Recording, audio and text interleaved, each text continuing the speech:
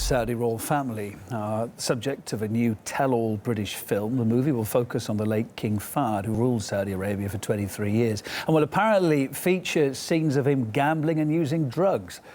But most controversially, it includes the story of a woman who claims to be the former king's secret wife. Jnan, who's a Palestinian-born Christian, says she converted to Islam in 1968, back then to marry the monarch. She told us how they met and how they eventually separated. There was a big party for Palestinians and Lebanese for Christmas party. The prince at that time was the Minister of Interior. He was invited, and that's how we met. We had a lovely life the first 2 years. It was very, very beautiful life. But then the third year was quite tragic because it was taken seriously and his brothers got involved, and it wasn't really nice.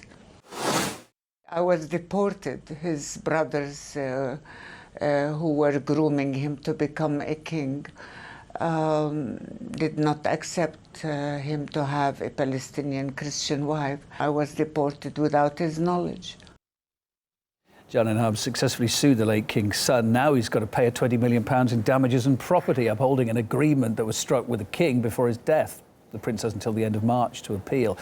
But the Saudis have got a record of tricky relations with the British legal system, especially of late. Just this week, one sheikh managed to escape divorce payments after he was appointed a UN envoy by a small Caribbean nation, therefore receiving diplomatic immunity.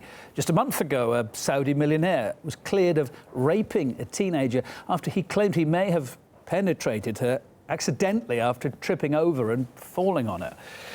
Jnan again, she says she turned to the media to try and make the Saudi royal family face up to their responsibilities. Every time you confront the Saudis, they tell you, instead of asking and finding the truth, they say, oh, maybe she was a prostitute, maybe she is a money digger. They will know a lot of truth in that book. It would be very interesting. At least they would know why I wrote it. And since he didn't take responsibility for his father's reputation, here we go. He has to take responsibility. He bears the blame himself now.